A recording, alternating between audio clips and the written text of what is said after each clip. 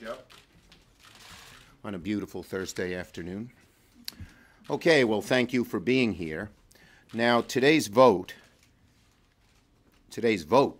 cap a week of something the American people haven't seen enough of in the past 2 years. Both parties in the United States Congress standing up to Donald Trump.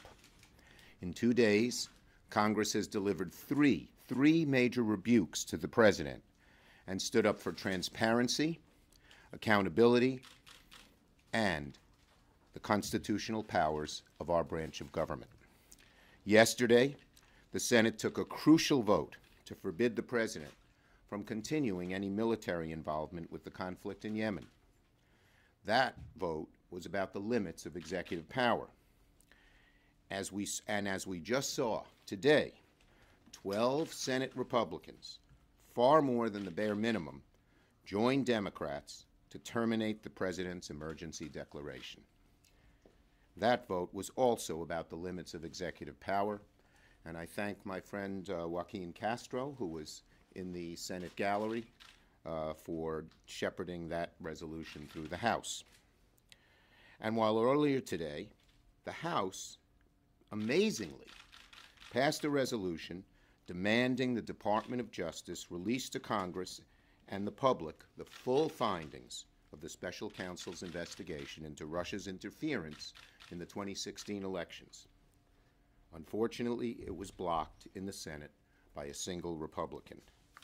But mark my words, that resolution will be back, and we will try to pass it again. Now, it shouldn't be so unusual for members of the president's own party to stand with us and hold him to account when he does wrong, especially a president who so overreaches. But I'm thankful that Republican senators did the right thing. I applaud them for it. Let's hope that these votes this week are green shoots. Republicans, out of courage, out of principle, and maybe out of exasperation, are beginning to constrain the president when he goes too far. That Republicans are learning that total embrace of President Trump is counterproductive and unsustainable. My hope is that this past week isn't an aberration, but a turning point.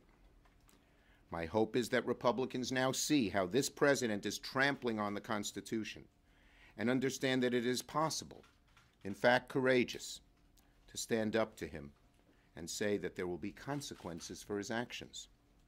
The president seems to regard the government, not just the Justice Department, as a tool to serve his personal and political interests.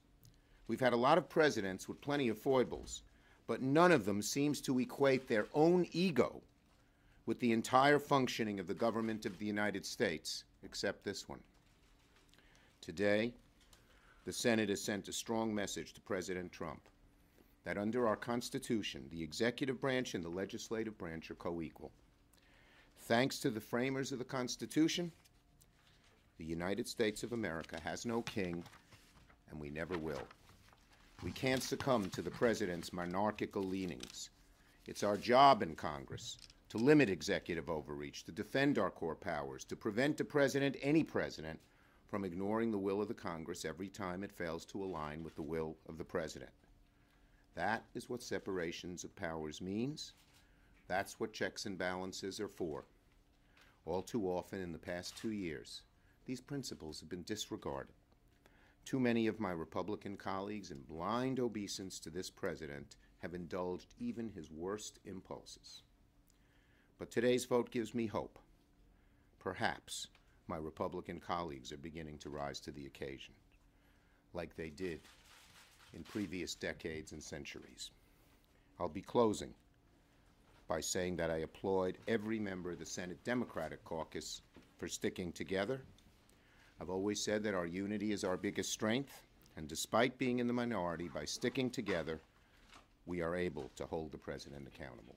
Ready for your questions. Senate Republicans have tried to play down that this is a rift, saying these are independent votes. What evidence on what issues will you need to see to know if this is a sign that... Well, we'll have to see what comes up in the future. First thing they could do is follow their House colleagues and let the resolution that says Mueller report should be made public through.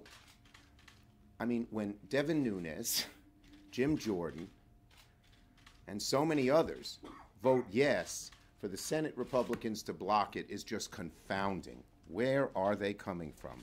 Do they really believe the report shouldn't be made public? Are they really going to participate in a cover-up? Come on. Schumer, now that the Lee bill is not being used to siphon support for this emergency declaration, is that something the Democrats would consider supporting when it comes out of committee?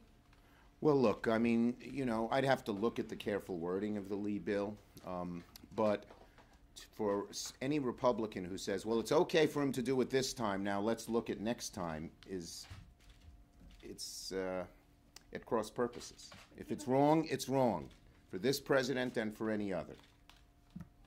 Senator, since this is a privileged resolution, felt like a revolution. Yes, it was. You said it right the first time. Freudian slip. Is it going to come up again? How soon? Well, you know, the president will first veto it. Right. It goes to the House. He won't have the 2/3. But I believe the law allows us to bring it up every 6 months, and certainly we would intend to do that.